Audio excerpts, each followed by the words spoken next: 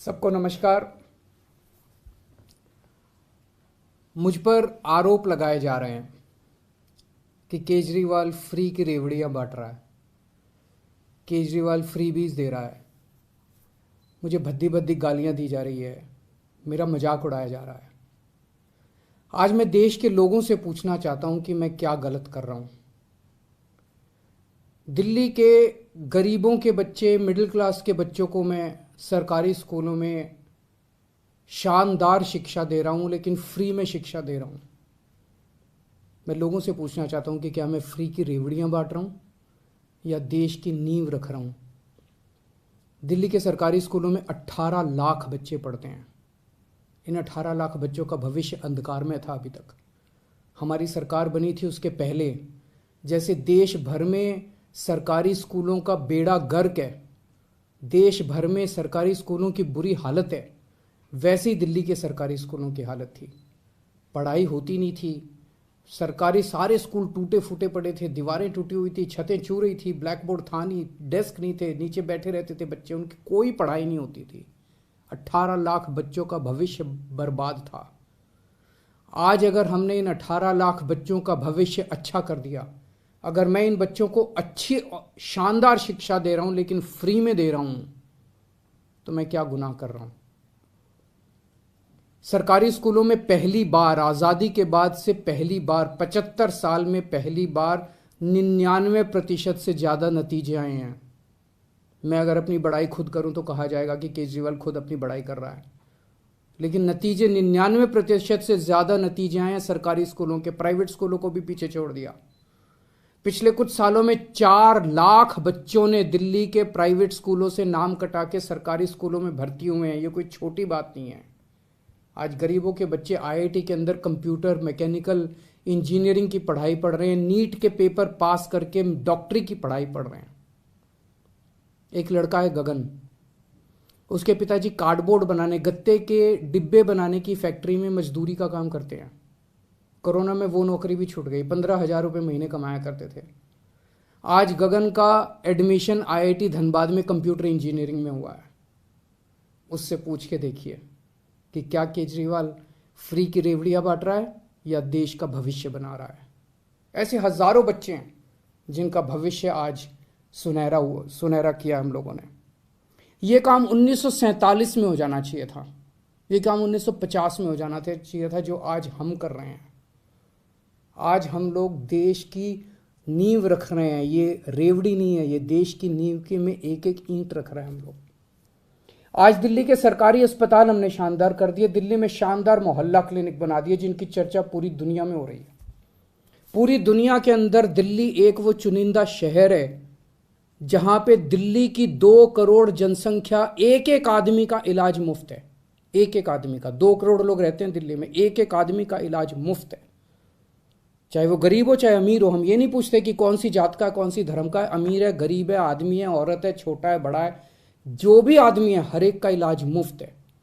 30 लाख, 40 लाख, 50 लाख रुपए का भी अगर उसका ऑपरेशन का खर्चा आएगा, उसकी सारी दवाइयां, उसके सारे टेस्ट, उसके सारे डायग्नोस्टिक्स, सब कुछ उसका मुफ्त होता है।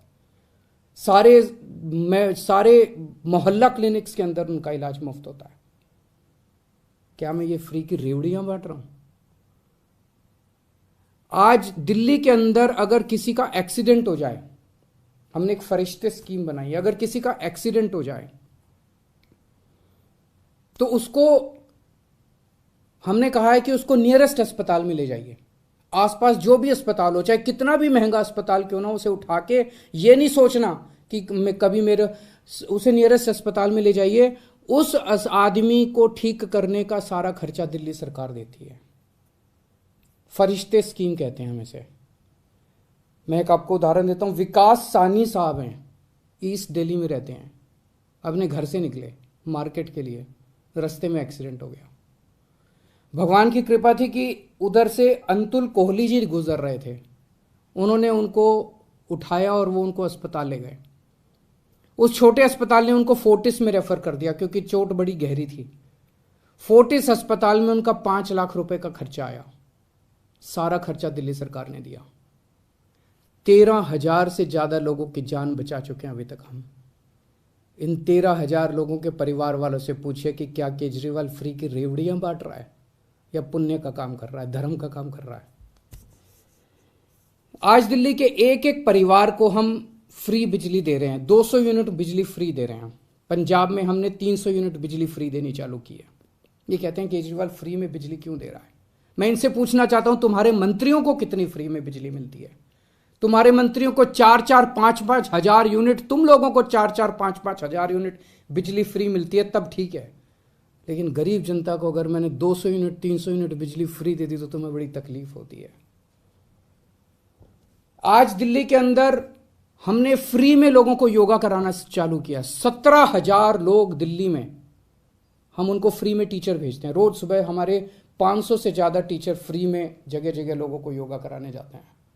हमने दिल्ली में सबकी दवाइयाँ सब कुछ फ्री कर दिया, टेस्ट फ्री कर दिए, इलाज फ्री कर दिया, लेकिन हमारा मकसद है कि कोई बीमारी नहीं पड़ना चाहिए। उनको योगा सिखाते हैं हम लोग।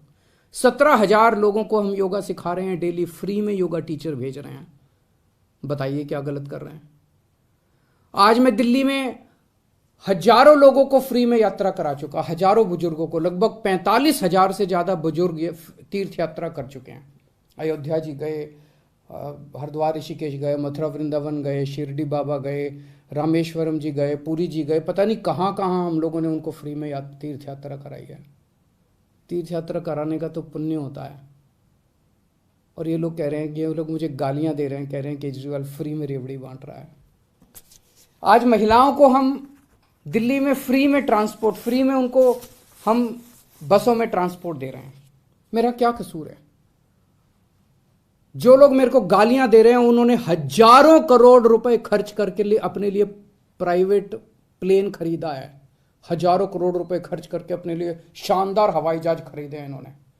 केजरीवाल अपने लिए हवाई जहाज नहीं खरीदता। केजरीवाल अपनी माँ बहनों का सफर, उस पैसे को बचा के माँ बहनों का सफर फ्री करता है। बताइए केजरीवाल क्या गलत कर रहा है? पढ़ा लिखा हूं मैं, इंजीनियरिंग में डिग्री करी है, मैंने अकाउंटिंग की भी पढ़ाई करी है, कानून की भी पढ़ाई करी है, और असली डिग्री है मेरी, डिग्री भी फर्जी नहीं है। सब कुछ समझता हूं। आज इतनी चीजें फ्री करने के बाद भी दिल्ली का बजट फायदे में चल रहा है। ये मैं नहीं कह रहा। अभी थोड़े दिन पहले सीएजी की रिपोर्ट आई है, और सीएजी की रिपोर्ट ने कहा है कि 2015 के बाद से, जब से केजरीवाल की सरकार आई है, तब से दिल्ली का बजट नफे में चलने लगा। उसके पहले घाटे में चलता था। तो बजट भी नफे में चल रहा है। कोई नया टैक्स नहीं बढ़ाया, भ्रष्टाचार खत्म कर दिया। भ्रष्टाचार खत्म करके जो इतना पैसा बचा, उससे अगर अब मेरे अपने लोगों की मैंने इतनी सहूलियतें दे दी, तो बताइए मैंने क्या गलत किया?